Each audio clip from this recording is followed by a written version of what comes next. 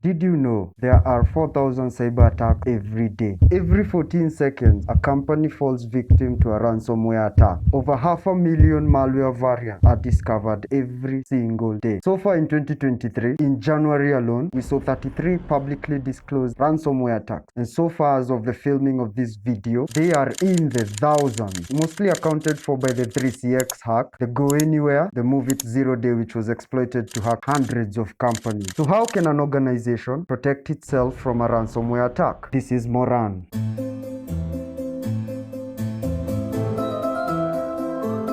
The first step, fully updated system. Your hardware, firmware to be up to date. Services that you may be running should be running the latest update. Why is this important? Updates occur not just user interface, but also to fix security vulnerabilities. A good example, the latest 3 patches by Apple for Mac and iOS are all fixing critical vulnerabilities 0 days, and that's why you are advised that you should have updated systems. Firmware should also be up to date. Vulnerabilities have been found on firmware level and they can be exploited to ransom an entire organization. File transfer systems, for example, Go Anywhere and Move It, which recently suffered an attack because a threat actor was able to discover a 0 day and exploit it. They very quickly made updates and patches to fix that issue. Now, if you haven't updated it, you are at a worse position. This is also the easiest step when it comes to preventing a ransomware attack, because all you have to do is just click update. There's nothing else you have to do. You just have to click update and all your systems are going to update. The next step, backup. Let's talk about backups for a second. If you do backups wrong, today's trend that ransomware groups are also ransoming and encrypting backups, which means you cannot be able to use your backups anymore. They've been ransomed. So what do I mean when I talk about backups? First is backup everything crucial to the operation of the business. It will allow you to continue even after suffering a ransomware attack. Backups should always be up to date. Otherwise, especially if they are crucial to the operation of the business or the organization. So how do you do backups right?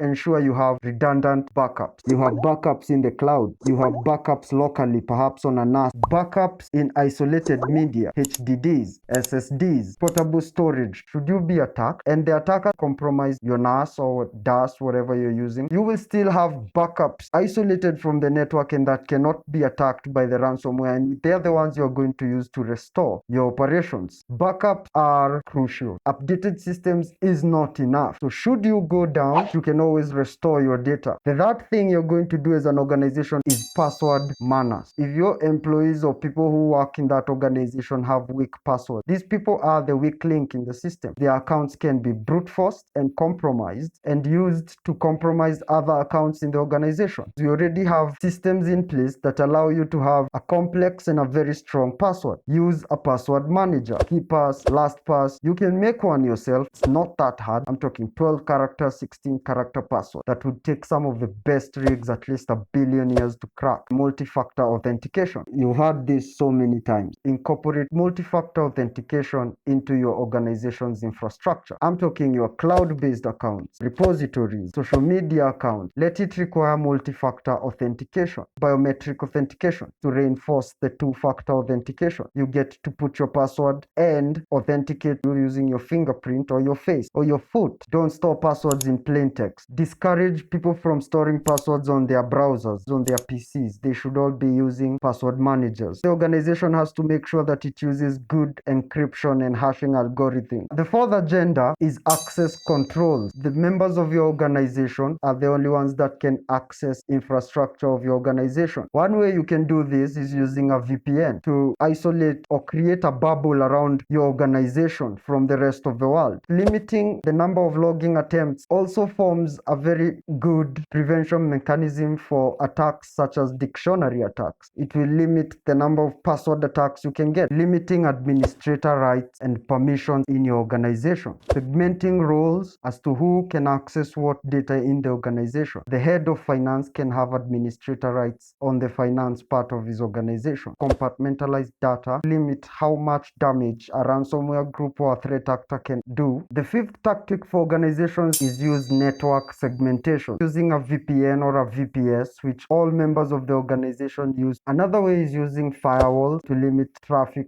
that is suspicious. Firewalls actually act like as the frontline defense of the organization, including an intrusion detection system, security information and event management. CM. It alerts you to signs of intrusion, monitoring your organization or your threat surfaces specifically, to do something called triaging, trying to identify the source and the payload of the attack, going through the logs, identify an anomaly through maybe behavioral analysis or packet analysis, isolate the incident, to extract and identify the payload. All this can be done through a CM. It's the process called triaging, XDR, extended detection response. It combines all the information from all the tools you've set up and creates a bigger picture. Last, definitely not least, is basic company and organization OPSEC, as well as cyber awareness. OPSEC is those things which are going to prevent you from phishing and spear phishing campaigns, limit how good they are, how effective they will be when they are attempting to attack your organization, limit access to sites that are being used to spread such malware. Sites like Pirate Bay, Discord, Torrent, OnlyFans can be used to spread malware to compromise your organization. And they also set a very good precedent for spear phishing campaign. Using USB data blockers. Now you do know USBs can be used to transfer files, images, can be used to charge the phone. But it can also not be a USB. It can be a bad USB meant to compromise your system. It can be a Raspberry Pi, an OMG cable. May look like a legitimate USB, but it is not. And this can be used to compromise the organization. If you have USB data blockers in place of every station, whenever a user plugs in a USB device, it's going to filter the information which makes them ineffective. Physical access controls in place, simply locking your doors.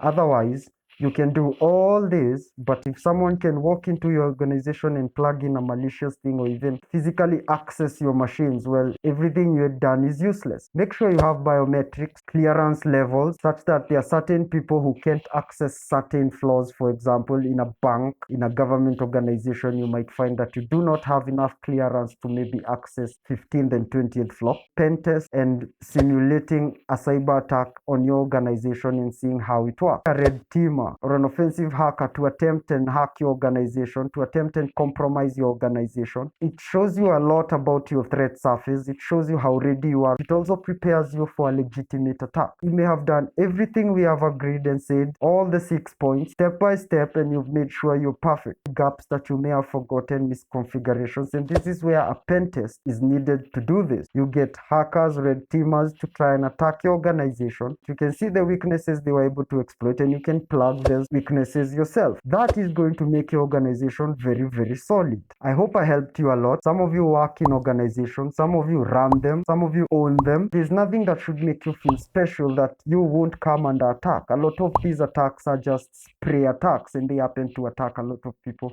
and catch them. It may not be specifically targeted to you. I hope you liked this video. I do read the comments. I do respond to the comments. Any point you may have to add, anything I forgot, or anything you didn't like about this video, perhaps the editing, I could do a better job or something, subscribe. I'll see you next time. The next video I'm going to make is going to be what to do in case of a ransomware attack. Your systems are going down. Your services do not work. What do you do? Stay tuned. Subscribe. I'll be talking about that soon. See you next time. You are awesome.